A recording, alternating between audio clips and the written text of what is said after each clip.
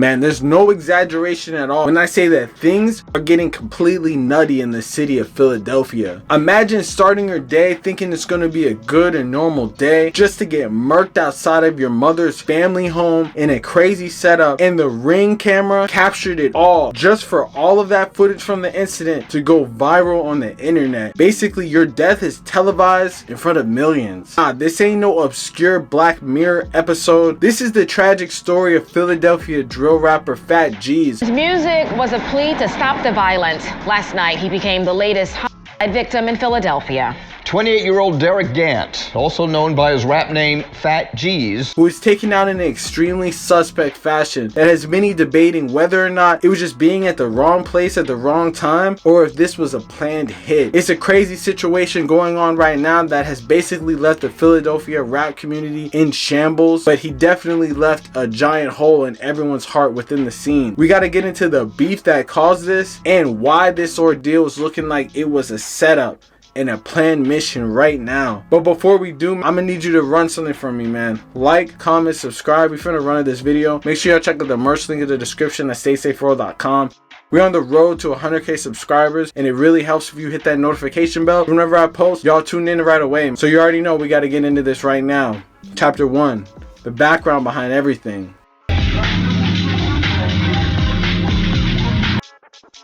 Whether you're a fan of Fat G's or disagree with how he carried himself in his career, there's no doubt that the way he was taken out was very tragic and very troubling, and pretty much anyone could say that. You know, he wasn't one of those rappers that went around and would beef with people super openly, so when he died, his death was definitely a very big surprise to a lot of people in the Philadelphia scene. However, whatever happened throughout this whole situation seems like it was very planned and not a random occurrence. But to even understand how this even got to this point, we gotta go into the backstory of Fat G's, because there are many clues left behind that have left people wondering how something so sinister could just go down like this.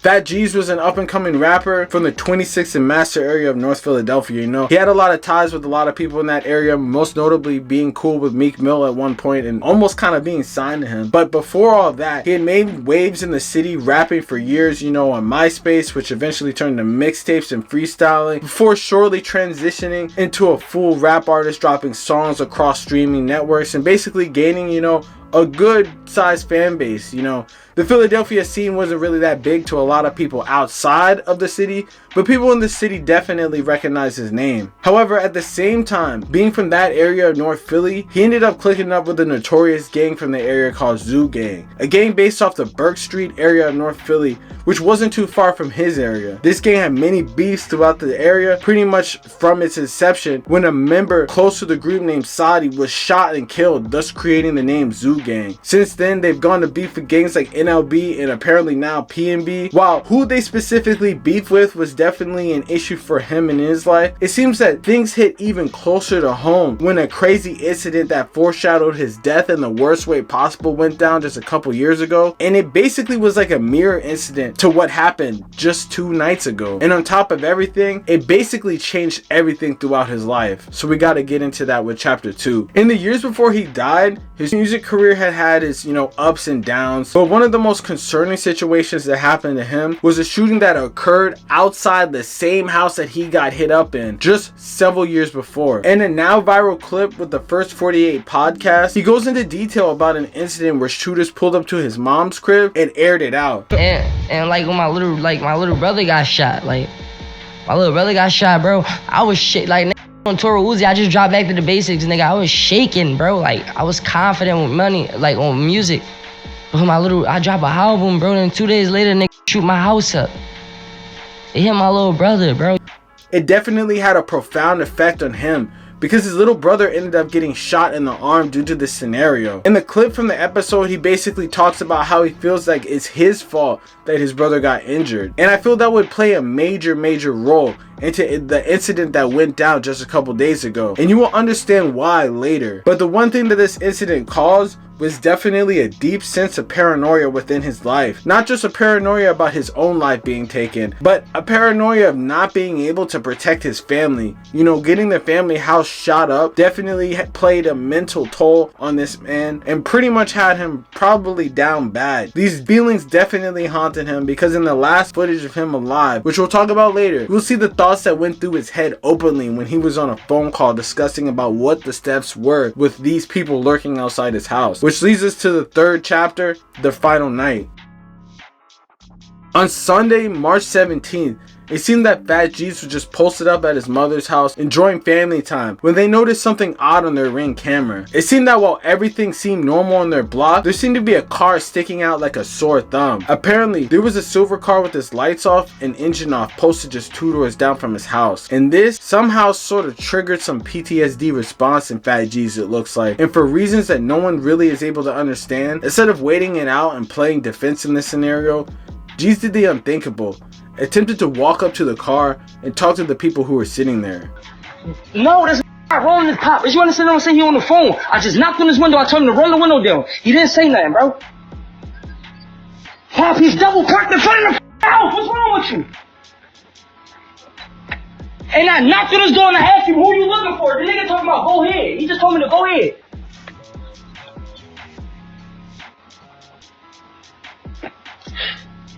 Bro, I'm trying to tell you, bro.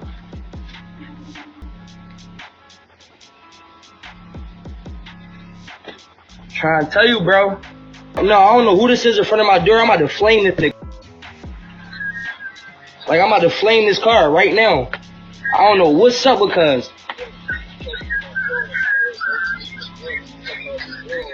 Bro, I'm asking you who you is. You're in front of my door. Everyone seemed to be fixated on the Ring doorbell footage that showed him being gunned down. There was actually a very crazy and telling part of this footage that shows a different angle than what everyone is fixated on.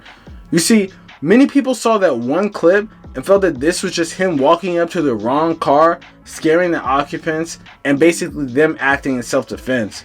But this alternate angle shows a very different story. It seems that as soon as the car went and posted up over there, G's actually went out and pleaded with the occupants to move. He gets on the phone with what sounds like some members that he's close with, able to make out in the footage that he had knocked on the window and the person apparently stayed and just waved him off. That should have been an immediate red flag. He apparently knocked again and told him to move, at which point the person in the car was heard saying, "Yo, I'm not on that." However, this is the chilling response that has stuck in my head for many days since the shooting. You see, sometime in between when he initially knocks on the car and when the shots were fired, G's decided to go back into his house and retrieve his firearm, walk back up to the car and try to plead with them again. At this point, you can hear the occupants say, "Hey, we're not on that. We actually listen to your music," or something along those lines.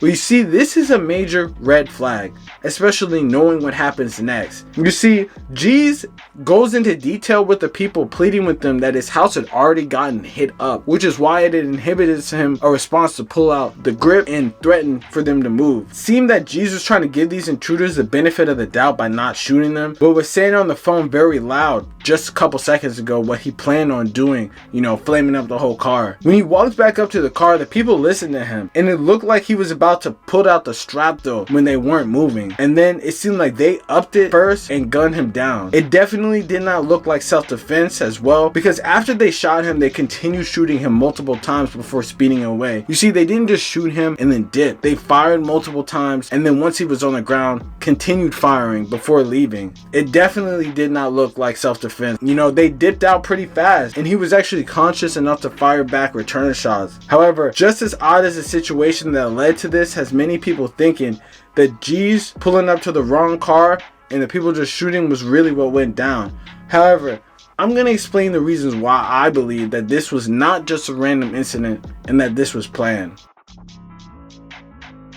Yeah, there's many rumors going around, many people basically sharing their opinions on why this was not a planned hit. There are many clues left behind though that has people wondering what really went down. Although Phat was not really known to get into crazy beefs like that on the internet or anything that people could really see out loud, he did seem to have some type of crazy Twitter beef going on just days before he died that many people think is a red flag. In the beef, he basically goes on to diss the dead person that someone else was reminiscing on, and basically went kind of crazy on them.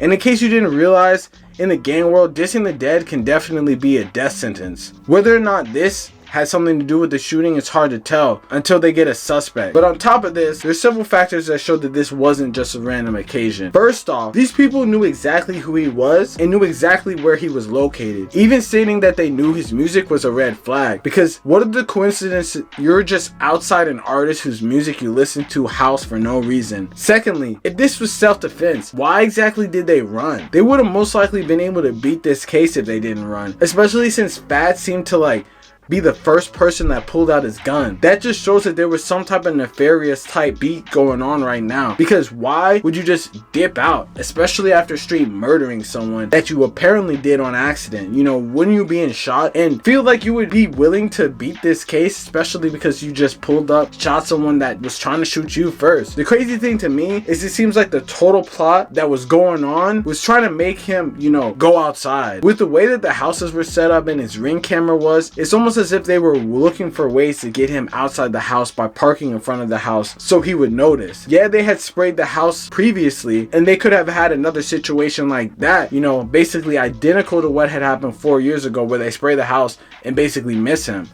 But they had thought of this whole idea to bait him and get him outside. And honestly, it kind of is evil, but kind of genius, because no one is really just going to walk up and spray a car that they don't even recognize and don't recognize the occupants at all. You know, they're going to give them the benefit of the doubt, especially if you're a rapper trying to move in the right direction, you know, not really trying to kill people unless you really have to. Why would you shoot at a random car that's just posted up? So that definitely gets him outside, especially when they know that he has a ring camera or something like that, and they were just plotting to take him out. But my whole thing is, it's just so many red flags. Like, you know, another red flag right there is the fact that the car had no lights on, no headlights on, no license plate. It was just posted up in the dark. You know, that is just altogether 3 red flags that kind of just shows that this is definitely something negative that was going on. You know, 1 red flag is one thing, but 3 red flags and they were posted up. And the 4th red flag is this is the same house that got shot up previously, man. It just seems like this wasn't an indication of, you know, being at the wrong place at the wrong time and he just happened to try someone. It seems like that they were there for the mission of taking him out, and they took every expense at the point of shooting him multiple times to make sure that he was done for. You know, most self-defense, I feel like they would shoot a couple times and then leave. They kept firing even though he was down, and he had enough sense to fire back. But at the end of the day, it's just kind of wild that it went down like this, because it just shows that this was just not good survival thinking. You know, he should have just stayed inside and played defense and tried to just, you know, stay inside as long as he could and see what could go down and call people to pull up on him, you know, because at the end of the day, going outside and confronting those people by yourself is not a smart idea. But this is where I feel like, you know, the whole PTSD mindset sort of comes through, because it's like, why exactly did he go out there? I feel like it channels back to the whole incident that he talked about in his previous interview, where he says it felt like his fault that his brother had gotten shot. So he probably felt in his head that he had to go outside, number 1, to protect his family, number 2, to make sure that no one shoots up the house, because if whatever they're gonna get him instead of firing at the house, and number 3, I feel like he just felt like an overbearing sense of like having to protect his family and stand their ground. And some people called it pride, but I really call it PTSD.